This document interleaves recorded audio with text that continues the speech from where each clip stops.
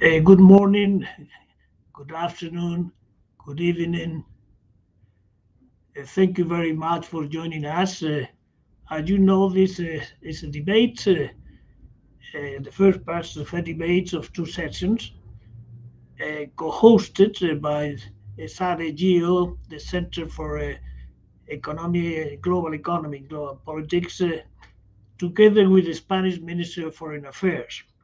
And it is trying to stimulate the debate prior to the conference on the future of Europe that is taking place now, the preparatory work.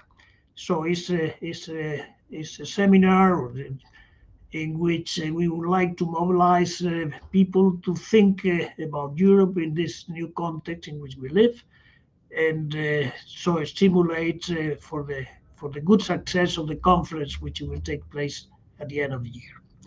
Now, the three people that are going to intervene, I'm just going to be the moderator, are three very special scholars. Mireia Solis is an expert on trade, is a fantastic scholar from Brookings Institution, in which we met a long time ago. The second is Jeffrey Anderson, which is from the Georgetown University, professor of the Walsh School of Foreign Service in Georgetown. And the third is Stefan Lenne, which is a visitor from Carnegie Europe, is a very sophisticated analyst of international politics, in particular of Europe.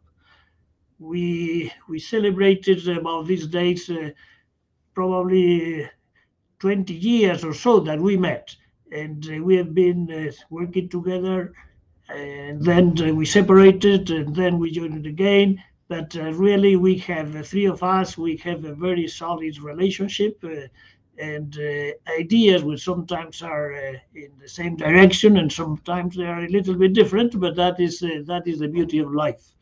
Now, the debate is going to take place in a very different situation in the international affairs as we thought it would be.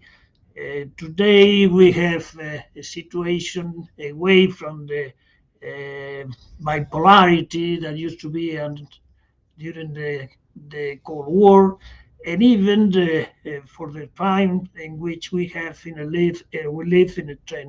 a world in which was monopolar or single polar, which was the time in which the United States was really the fundamental element of the international order. Today we have a different situation in which China and the United States are two rivals. Still, the United States, according to some figures, is on top, but China is moving up at a very fast speed, and they are dominating the life of the whole world practically by the problems that they are having among themselves. So this is the reality in which we are. Multilateralism is going on to the decline, I am afraid, and showing some weakness. And we were talking before that we may even have not a good success at the conference on climate, the COP26, which would be very bad news.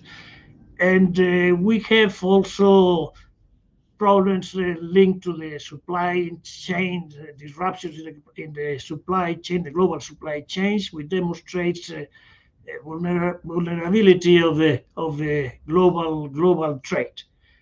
And so, therefore, in a way, we have a return to power politics, and the true public politics at democratization going down, and to a certain idea, countries going up, and in particular, two countries, as I said, taking the lead in a way of this global situation.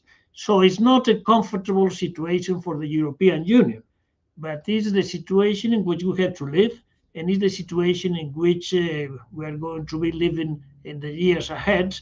until we settle the situation in the world in a better manner. Now, after having made us a little intervention, short intervention to set the type of discussion we're going to have, I'm going to address one question to the three speakers. The question is, my friends, what is the European Union's role in this new, let me call it, bipolar world with increasing competition between the United States and China? It's a new situation, and how the European Union should understand it and should adapt themselves to this situation and to make the best out of the situation vis-à-vis the European Union future. Now, Mireia, would you like to look it from your side? How would you answer this question from your side? Ready to trade, etc.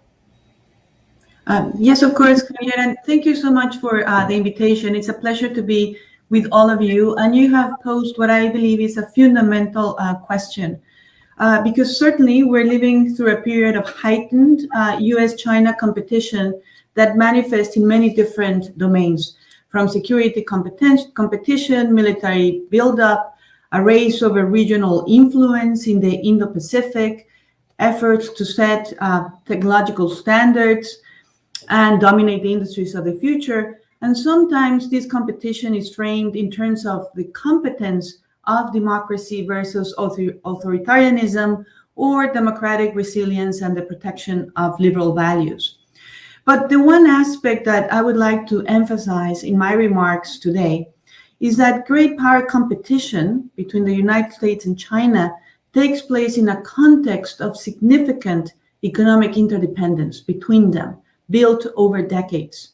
So the Chinese and American markets are wound together in ways that in which the Soviet and American economies never were. And therefore, full decoupling has never appeared very likely. In fact, the more interesting discussions have centered around partial decoupling, or what some analysts are calling weaponized interdependence. Because what has also been interesting is that economic tools have been front and center in how this competition is being waged. So we are now seeing a lot of use of tariffs, export controls, digital restrictions between these two great powers.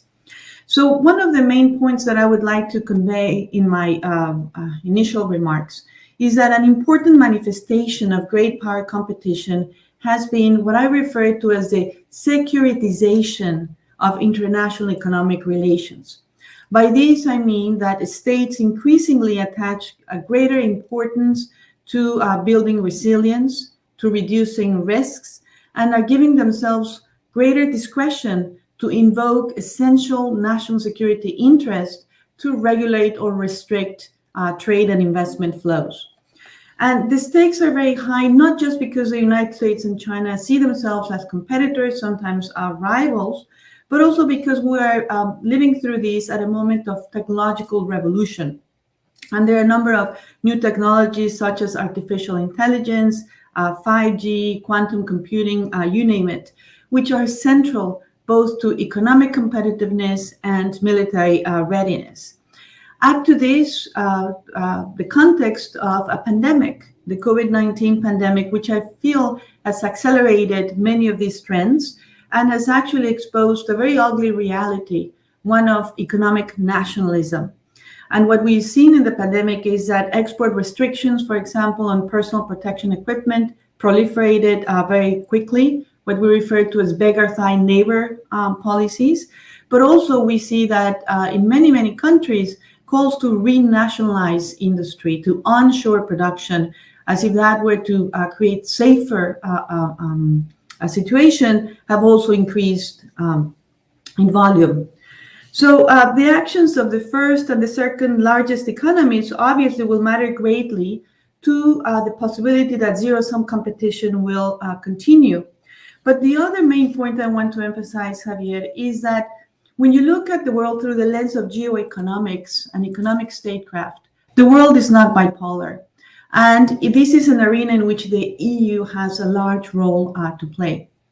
As Javier knows, I'm an Asia hand. And so as I was preparing for today's program, what was striking for me is that as I was following all these debates and discussions in the European Union context, is how much those points resonated with what I see happening in Asia policy circles.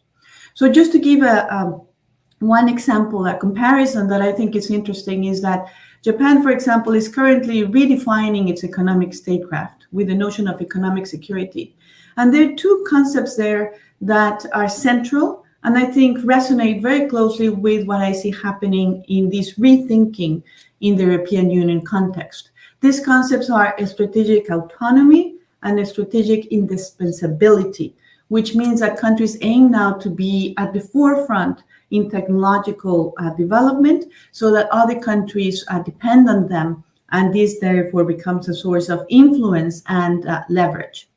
So bringing this back to the European Union, what do I anticipate would be a very significant role for the European Union in this geopolitical context? I would mention three things. One is obviously to build resilience by protecting critical infrastructure, shoring up viable global supply chains with efforts at diversification and building trusted supply networks. I think in this context, it's important to coordinate with like-minded partners on economic security measures, for example, the screening of foreign direct investment, but to do it with an awareness that it's important to have these restrictions in a targeted manner and not cramp down on important innovation and flows of knowledge. The second arena I see is that it's critical for the European Union to work towards sustaining an open, rules-based economic order. Because the main danger I see in this securitization of international economic relations is that we could easily be opening the floodgates to protectionism. And finally, a very, very important task is to champion economic connectivity and offer diversification alternatives to developing nations. There are some interesting developments here. For example, the G7 came up with the Build Back Better for the World initiative. And the European Commission last month released a new initiative, Global Gateway, to promote better standards on infrastructure investment finance. And I think the contrast here is with what China has been doing with the Belt and Road Initiative. And therefore, there is a premium attached to good governance, transparency, debt sustainability. And those are all very important principles. My point here is that it's now that the declaratory policy is out, it's very important to make sure that there is real follow-up, that there is really meaningful coordination among credit agencies, and also that the money is there. Because if we want to compete with China with nothing, that's not going to create real alternatives for diversification in the developing world. So let me stop here for now. Thanks. Thank you very much, Mireia. Great to listen to you. You give us a little bit of enthusiasm and optimism. And with that, I will give the floor to Jeffrey. Jeffrey, you come from the United States. It's your turn.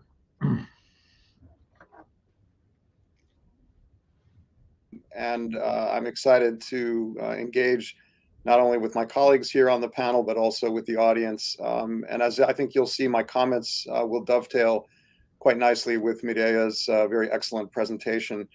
I want to start with the context, and that is apparent continuity in U.S. foreign policy.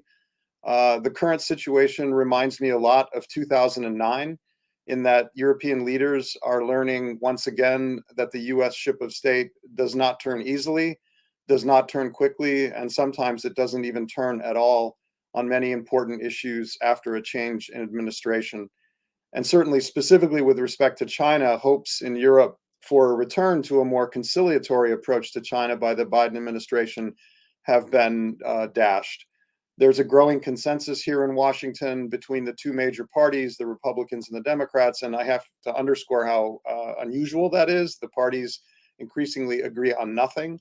but they do seem to agree on a much more muscular and hawkish approach to China. And obviously there are differences, and I'll refer to those in a minute. But there is a growing consensus about the approach to China, engagement, to the extent that that even could be used to characterize the US approach in the past, has been replaced by competition. Now, some have called this continuity with the Trump policies. I'd be happy to go into that a little more. I don't agree with that entirely. Certainly on trade issues, we've seen continuity in tariff policy. But as the Biden administration is quick to point out, in contrast with Trump, the US intends to pursue its China policy with its allies and not alone.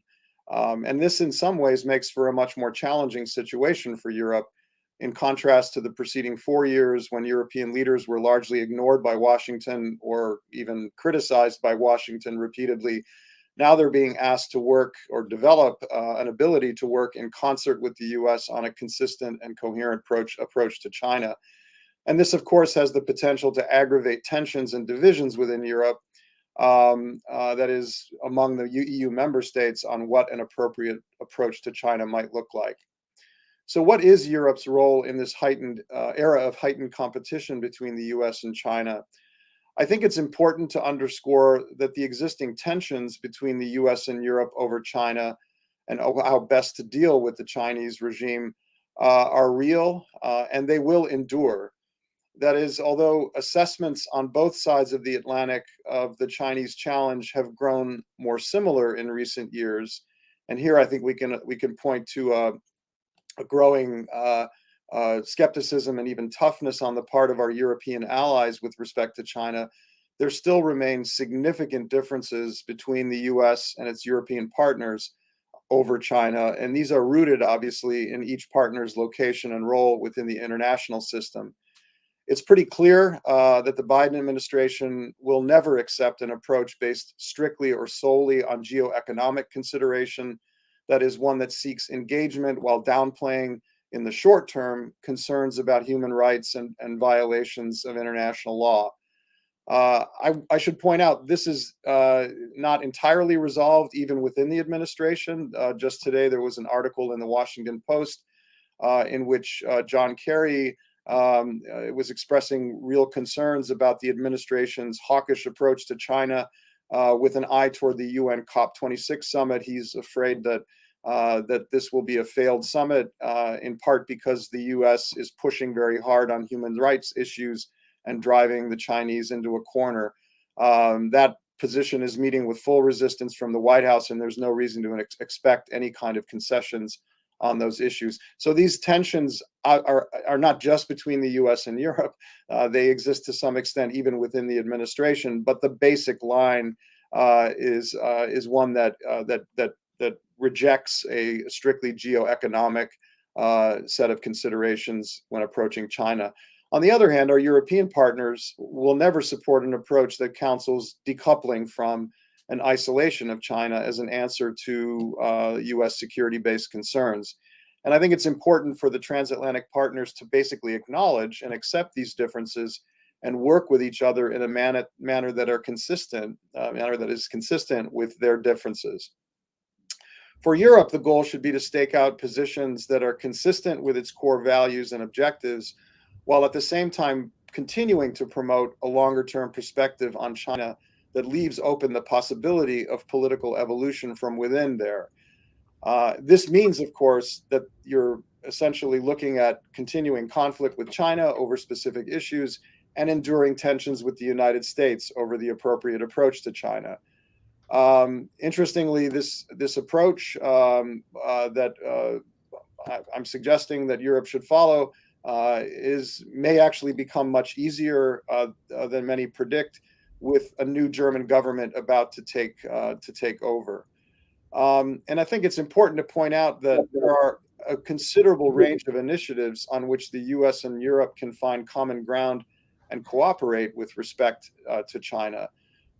Some of these initiatives will inevitably be perceived as directed at China.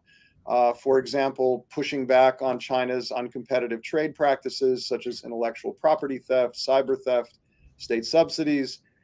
taking a much harder look at Chinese investment, particularly in Europe, especially where projects are deemed to potentially threaten or undermine security, critical infrastructure, and technological progress within Europe. This is ultimately going to require, for example, greater harmonization of investment screening at both the national and European levels, which is not an uncontroversial topic, obviously. Another area of potential cooperation between the US and Europe involves countering the growing threat of Chinese disinformation campaigns. And finally, to connect with something that Medea pointed out, there is an opportunity to engage in coordinated industrial policies designed to enhance transatlantic resilience in critical supply chains.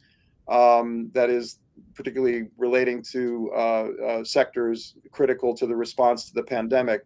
This has been termed ally shoring as opposed to onshoring, and it represents a potential area of cooperation between the US and Europe. Now, other initiatives offer up the possibility of engagement with China, that is, initiatives involving US and European cooperation. A push for transatlantic cooperation and action together with China on international climate and environmental objectives, despite the real difficulties that exist there. And you could also throw in common policies on the Arctic Circle, as well as space. In short, I think it's possible for the US to walk a fine line between engagement and competition, and in a way that allows for meaningful cooperation and coordination with the US. This may sound a little provocative, but I'll close with it. In a way, this is not so different from the way that the European allies pursued foreign policy during the heart of the Cold War. Walking that fine line between the overwhelming security concerns on the part of the US, which dictated competition, and the need for continuing engagement in order to promote political evolution from within, which was the European approach. And with that, I'll stop, and I look forward to your questions and comments. Thank you very much, Jeff. You have put forward some ideas that we will continue talking about. Stefan, it's your turn. You represent here Europe in a way. Go ahead. Thank you, Javier, for inviting me. I was struck very much by something Angela Merkel said at her last European summit just a few days ago. She said when she first came into office in 2005, the GDP of Germany was slightly bigger than the Chinese GDP.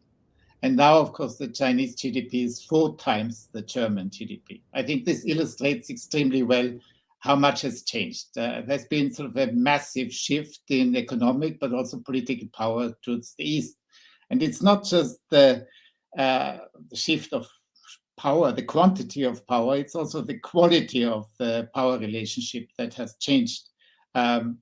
When the EU developed its trade policies, its industrial policies, its competition policies, we sort of assumed a benign world, basically, that this relationship, economic exchanges and relationships were sort of a win-win partnership where everybody basically had to gain from it.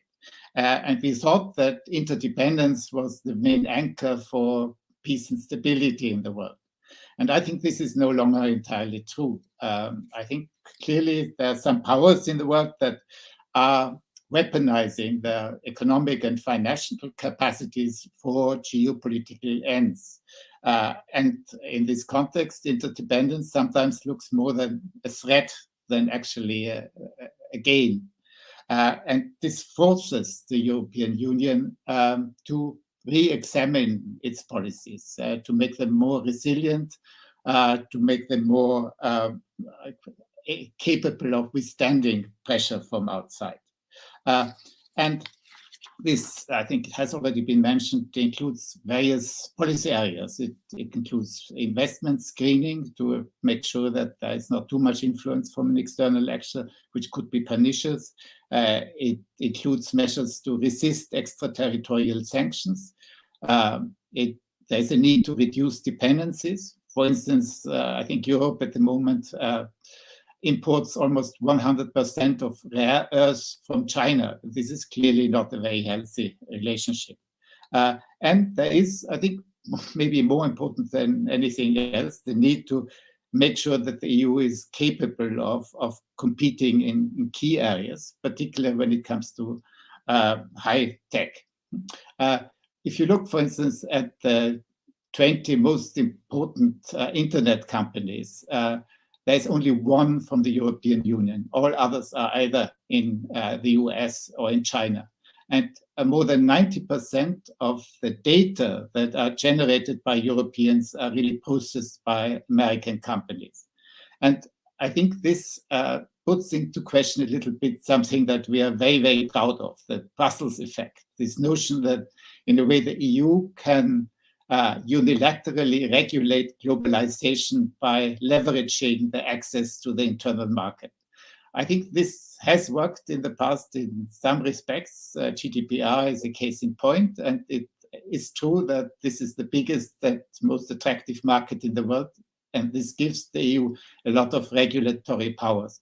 But it will only work if the underlying economy is healthy and dynamic, and if it is not, then the Brussels effect will get weaker and weaker.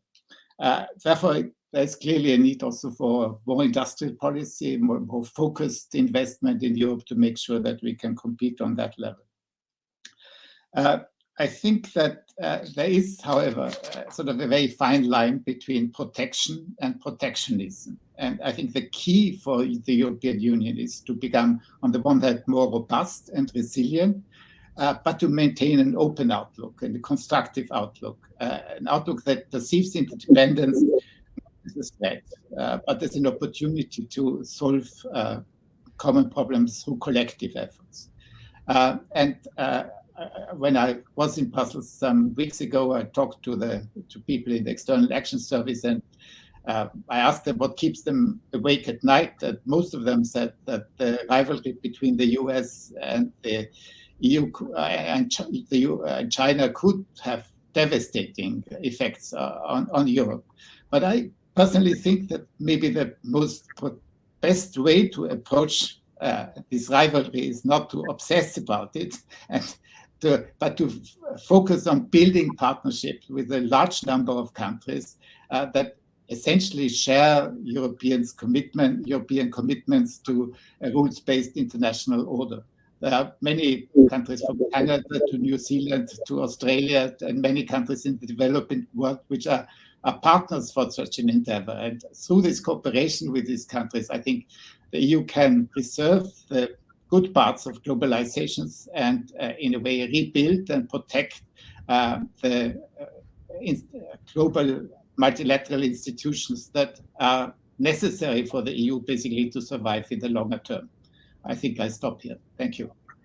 Thank you very much, Stefan. Very good reflection. We continue the debate about them. We have done a very important part of our time, but I would like to put into every one of you one question, depending on how you want to talk about it.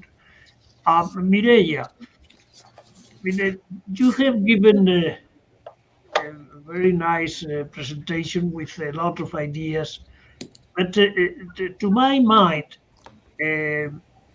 how do you see the possibility of a cooperation between the United States and Europe in this complicated moment to try to push some of the organizations which are important in the global institutions? I mean, the WTO is an organization which is going down. It used to be the organization, the most important organization, really, in the economic field. Change in the direction has taken place. Nothing seems to be happening. Do you think that the Europeans, together maybe, or without the Americans and adding the Americans later on, or some other countries, to mobilize, to revitalize the trade as an important element for organizing the world we are through the WTO, which I think is not taking place today. If something takes place, it's abandoning the WTO. for me, this is one of the most important questions for the future. Do you have any reflection about that? I do, Javier, and thanks again for that very important question.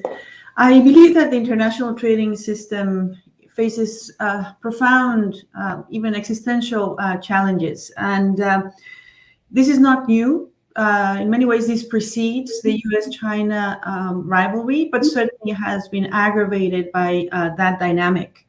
The WTO is facing the possibility of irrelevance if it cannot rejuvenate itself. And when you think about all the three critical missions of this international organization, they're all increasingly compromised. These are monitoring what members are doing, negotiating new rules, and enforcing the rules.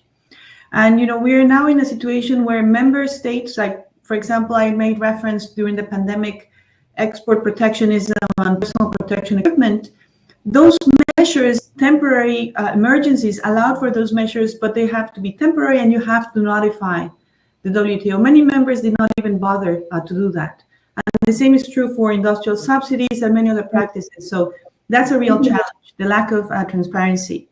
Second, the WTO has not really updated the rule book, even though the world economy has experienced profound change since its creation, with the spread of global supply chains and now with the rapid growth of the digital economy. We just don't have the disciplines that match the current realities on the ground. And finally, the United States has had serious misgivings about the appellate body and has decided to exercise the nuclear option, so to speak, of blocking appointments, and therefore the appellate body has ceased to operate. And this brings a question of how good are rules that cannot be enforced? And that's the current situation. Now, add to this the fact that the United States and China have waged a bruising tariff war in the past administration, but the tariffs still remain. And they also decided to eventually move to an uncomfortable truce of sorts with the phase one US-China trade deal. And both the conflict and the truce took place outside the confines of the WTO. And that means that further marginalized the international organization. And the truce itself, the agreement that the US and China reached, is not really conforming to the spirit or to the letter of the WTO, because at the heart of it, and that's what USTR Catherine Tai recently said is going to be the first order of business for the Biden administration in dealing with China, are these purchasing commitments where China agreed to buy significant amount of American products. These purchasing commitments are discriminatory, and therefore they violate the spirit of the WTO most favored nation rule. So in this really difficult environment, Javier, you asked me what role can the European Union play? Well, I think that building on the comments of the other panelists, I think that the European Union should continue with a proactive trade strategy. And this means making sure that you create economic agreements to advance rules, to open markets. This can take the form of preferential trade agreements, or they can take the form of plurilateral trade agreements on e-commerce, on industrial subsidies, competitive neutrality, state-owned enterprises. The list is long because we have not updated these rules. I also believe it's important to rebuild trust in the transatlantic relationship.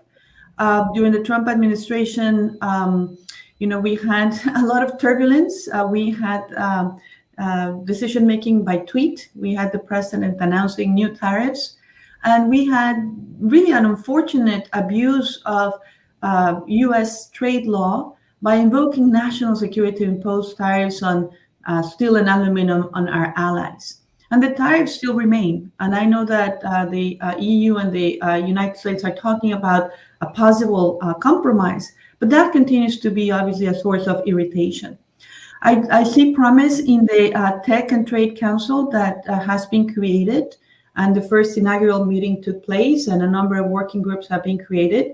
And again, coordinating these areas of economic security is important, but also and I hope this is true, there's an awareness that we should avoid a subsidy race, because we're telling China not to do this, but increasingly we're looking to inject significant amounts of money to build semiconductor capability. That may be needed, but it needs to be done in a disciplined manner to create really ally shoring and not unfair competition. And I end with this: the most critical task is the hardest. This is the one that it's hard to conceive how to proceed forward, but that has to be WTO reform. The European Union published a trade strategy earlier this year, which I found actually very compelling. It has some very sound leads on a number of areas. For example, on how to deal with the question of special and differential treatment in a way in which China could not beg off, given that it's the second largest economy. It emphasizes the importance of plurilateral negotiations, because we're not going to have consensus among all members in all areas, and therefore it's important to not just stall. And again, the biggest priority is to fix the appellate body. And here, unfortunately, I still see big differences between the European Union position and what I heard the USTR, Catherine Tai, say in that speech, because she's linking the reform of the appellate body to overarching WTO reform, but also because we do not yet have, from the American side, a set of issues that they would need, how to fix it. The recipe to fix the appellate body has not been spelled out by the US side, and that's, I think, overdue.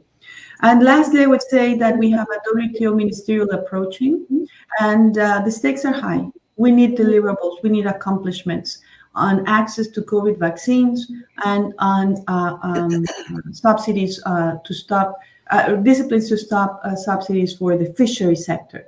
If we continue to drift, if there is no actionable item, if there is no deliverable, I fear that the WTO will only become more irrelevant and will be losers from that outcome.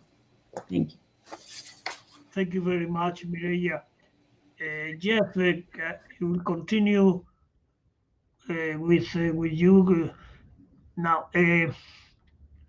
You have said very clearly that you insisted that even in this moment in which bipolarity is taking place, is room for the European Union to act and to be a healthy country in the global system. Now, I have no good example to show where would be the most important cooperation in that sense. But I give a counterfact.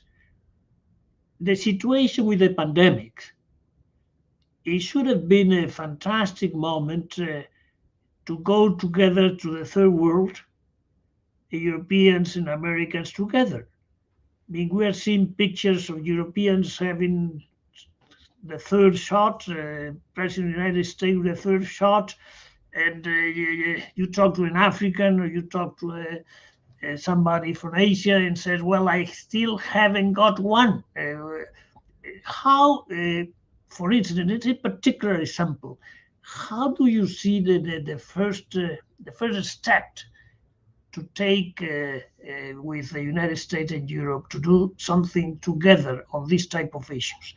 Now, it is, for instance, cooperation on the World Health Organization. Should we together try to live up the World Health Organization, which is the only one that exists? Or this for you would be a bad example, and it would be better to go into other types of cooperation where it would be easier? What do you think, Jeff? Well, I mean, what you're discussing here goes to the heart of some of the structural weaknesses in the transatlantic relationship, which have existed for many decades. On the one hand, the U.S. has, when it comes to particular issue areas that are outside of the European frame, the U.S. administrations on both sides of the aisle, and let's leave Trump out of this for now. We probably need to talk about the America First agenda because it could return. Conventional U.S. administrations have been reluctant to engage multilaterally with Europe on global issues. And I mean, perhaps climate change is a modest exception there, but even there, we often meet each other around the table more as competitors rather than as allies pushing a common agenda. And so that has to change. And I can't tell you when it's going to change, but it certainly has to change if we are to start thinking about using this partnership as a vehicle for solving global problems. On the European side, it has to do really with the continuing work in progress, the lack of capabilities in foreign policy that we see collectively. And I don't see these as either or situation. I think it's fairly clear that Europe has to continue to build its capabilities in order to be able to contribute to a more effective transatlantic partnership. So work has to be done in effect on both sides. And let me talk a little bit about the European side on that issue. And here again, we come to a kind of structural situation. Admittedly, Europe has not received consistent signals from the US over the years on the question of whether it should become a more capable foreign policy actor in the international system. And this is unfortunate because it's typically been bound up with the debate about an independent European defense capability. But if we take a more expansive view of this issue, it's self-evident that a stronger and more capable Europe is in the national interest of the United States and by extension in the interest of the transatlantic partnership. And I think it's fair to say that this was the position of at least the second Bush administration, the Obama administration, and the Biden administration, with a proviso, again, that any kind of move toward a more capable footing for Europe should not call into question the North Atlantic Treaty Organization. So, as this dialogue in Europe over strategic autonomy and the so-called sovereignty agenda progresses, one thing has to be kept in mind, though, and this is a subtle point. It's one that doesn't receive a lot of attention either in Europe or, for that matter, here in the US. And that is the problem and risk of Europe acting as a so-called inadvertent great power, which is what we sometimes call the EU in academic circles. And let me explain what I mean by that. Europe is not conventionally thought of as a great power because it doesn't have military capabilities. And that's true. And so in that sense, it's a non-traditional great power.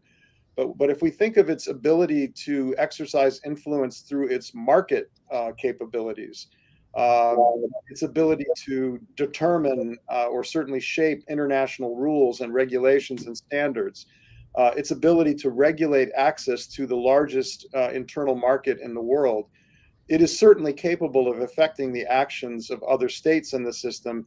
And it's also, by extension, capable of affecting the strategic interests of other great powers in the system. Now, this has happened in the past, but it's been done accidentally, inadvertently. And the showcase here, the prime example, is the crisis in Ukraine, where the European, or I should say the Eastern Partnership Program, an attempt on the part of the European Union to extend its reach into its immediate neighborhood, a foreign policy of sorts that was carried out largely by the Commission because of the nature of the issues involved, ended up aggravating real strategic interests on the part of Russia and causing, in a sense, or contributing to the cause of a major international crisis. And the reason for this is that the European level actor responsible for wielding the EU's market power, which is principally the European Commission, is simply not designed to take into account geoeconomic and geostrategic considerations.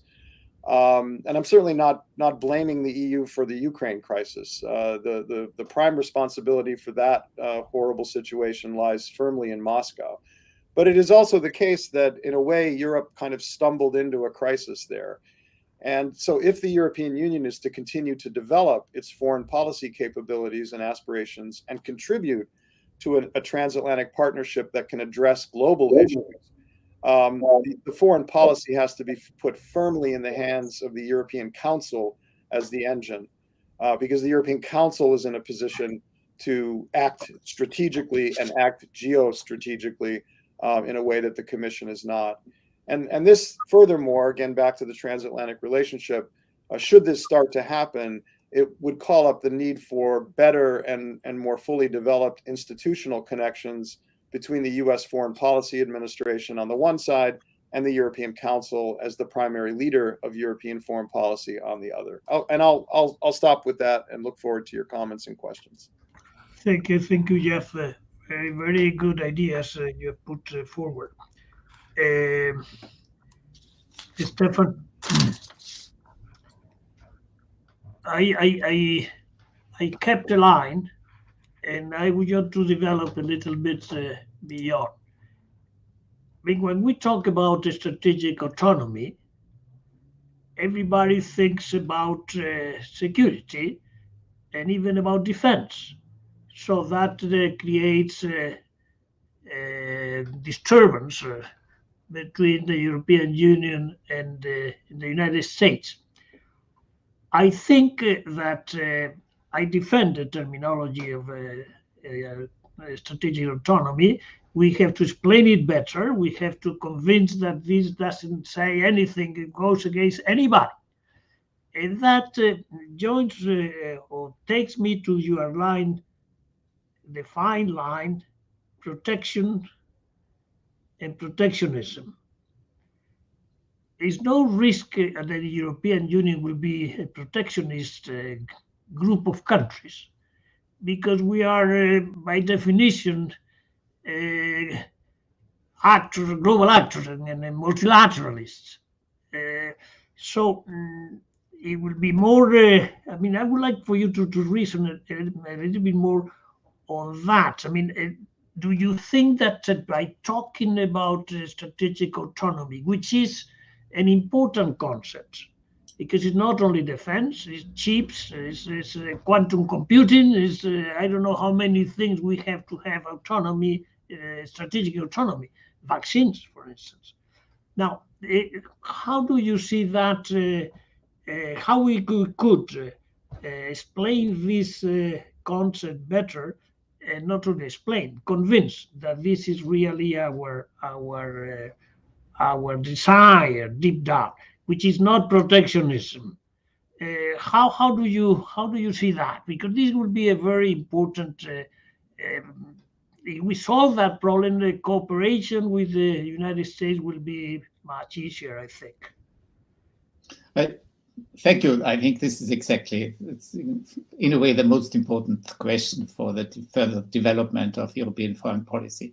And it's true, and I think you've pointed to this, that the part of the mistake is that the notion of strategic autonomy is usually seen in terms of military security. And then the question is Europe capable of defending the Kabul airport? And in a way, this is very much besides the point, because we are never going to be likely to have to defend the Kabul airport. But if we talk about it in the terms of military security, we immediately run into two problems. So one is that there are lots of misgivings in Washington about it. They still always think in terms of the detrimental effect that might have on NATO.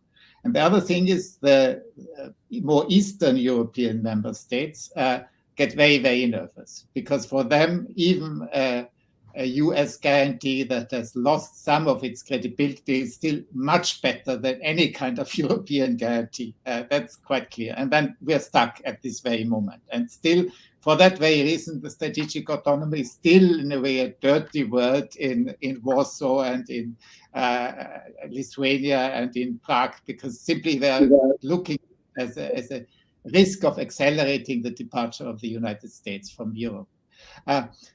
So I think the right way of framing it is in terms of building capabilities, and not just in terms of security capabilities, but precisely, as you say, quantum computing, high technology, catching up on cyber, where we are really way behind already, but also making sure that we don't depend on batteries completely on China, that we are capable of developing leading technologies for Europe to compete in the future. And I think if you look at it in these broader terms, it becomes less controversial among the European member states, and also less controversial vis-a-vis the United States.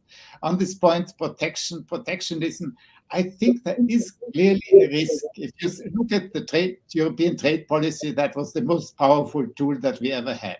And we have huge problems with it at the moment in terms of domestic acceptance. There is Mercosur is being blocked by some countries. The agreement on investment with China is blocked in the European Parliament.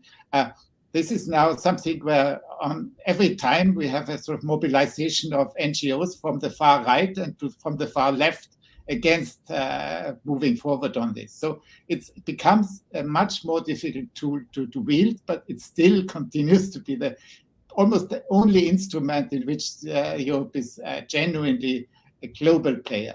There is a risk. I believe there is a real risk if you look at it in terms of the geopolitical implications, that we become overly defensive, that we have to make sure that the supply lines get shorter, that we diversify, that we reshore some of these things. And that is quite dangerous because, as you said, it's against the DNA of the European Union. By its very nature, it's a liberalizing force. And if we are sort of prompted in doing acting in a very defensive way, as we are at the moment doing on migration. This is already sort of an area where this defensiveness, protectionism, Fortress Europe mentality is already full in force. If this enters also other areas, then I think that Europe faces a big risk of becoming irrelevant in the next couple of decades. Thank you very much, Stefan. We're coming to the end. I will put you a question, and you have to say if you think it would be thinkable today or not. We are going to travel to the Obama first term, and Biden was vice president, and I was high representative of the European Union. And I received a call from the vice president, today president of the United States, and he told me, Javier, would you like, or would you accept if we do a trip together to the Balkans? And he came with the Air Force One, took me up in Brussels. We went to Sarajevo.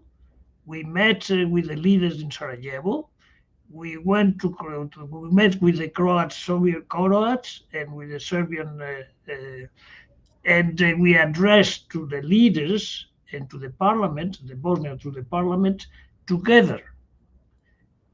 This is the type of thing that for me was revolutionary, in a sense. Never before something like that had happened. But unfortunately, this happened once.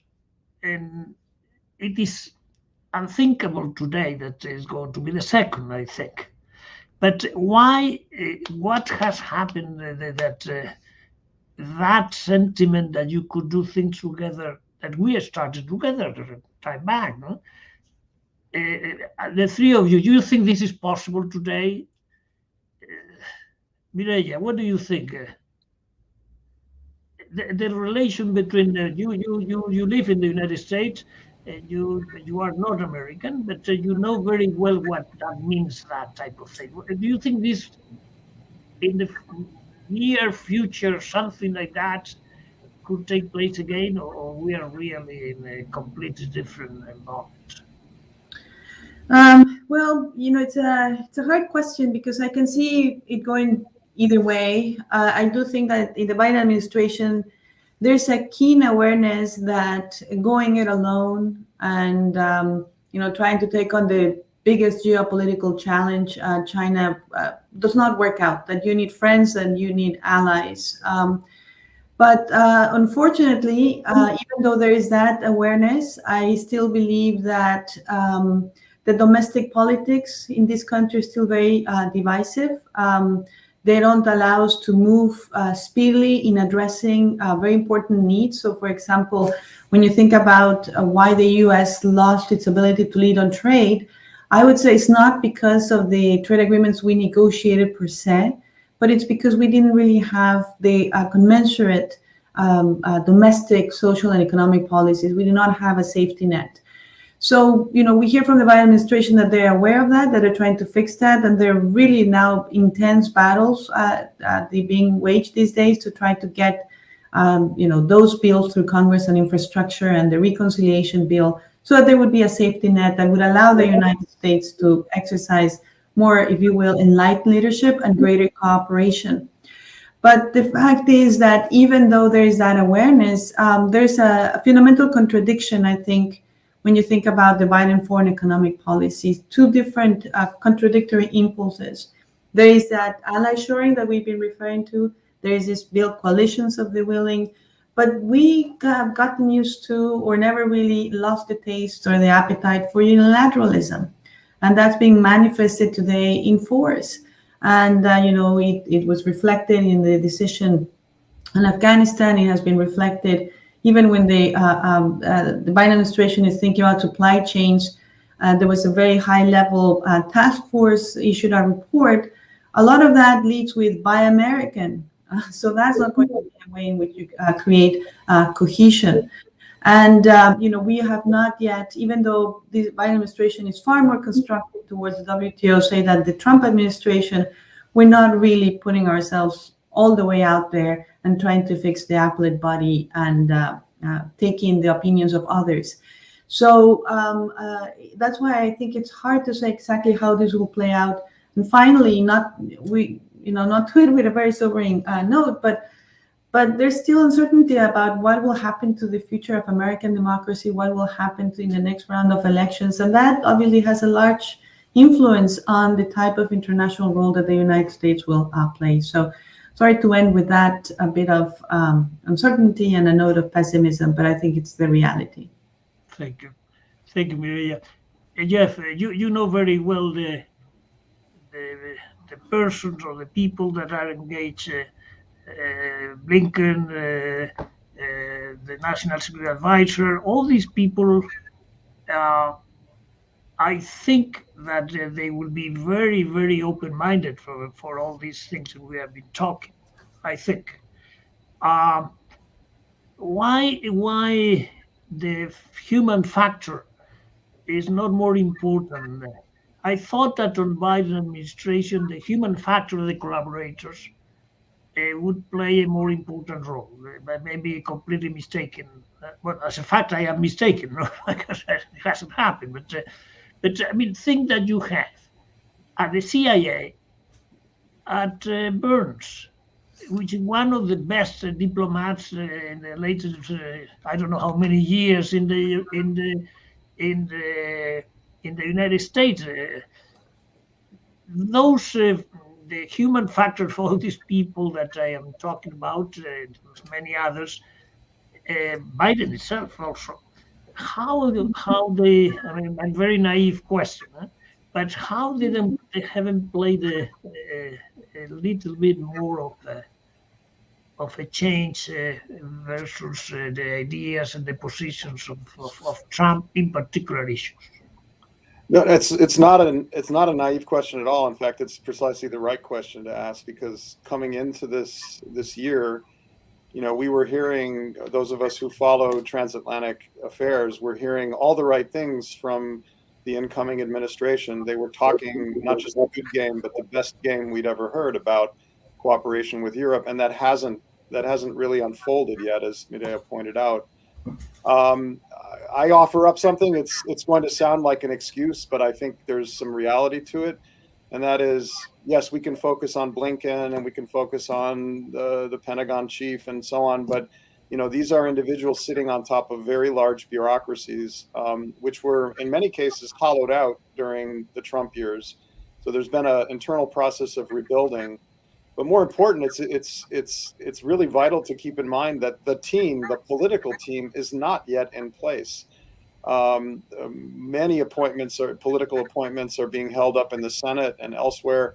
And so, the kind of thing you talked about with Joe Biden calling you and saying, let's go to Sarajevo, that's a vision. That's a different vision of how to conduct foreign policy. And it also comes with a certain style of how to conduct foreign policy. And you won't get vision and style from people who are basically placeholders waiting for the political appointees to come in. And so I guess I would say, let's see how things develop in the early part of next year when hopefully the team is in place. But this, as Mireya also pointed out, I mean, there are real tensions within the Biden foreign policy approach. What is a foreign policy for the middle class? How is that consistent with a multilateral approach where we're looking at positive sum games, not zero sum games with our allies? And that might require rethinking the transatlantic relationship, but that's maybe another roundtable. Thank you very much, Jeff. Stefan, what do I ask you? Do you think that the European Union, as today, it could be an important power on regulatory matters? Absolutely. I think it continues to have big assets. The biggest internal market. It has huge regulatory experience. It has extremely good lawyers and a vast network of connections. So basically, one can be quite confident that all the ingredients of the successful European Union are there. But unfortunately, the EU is not very good at geopolitics. Its strength lies in depoliticizing issues and subjecting them to technological negotiations until everybody is happy, which is a very long and process. And the rhythm of geopolitical decision-making is a totally different one. One has to be much more agile and much more decisive.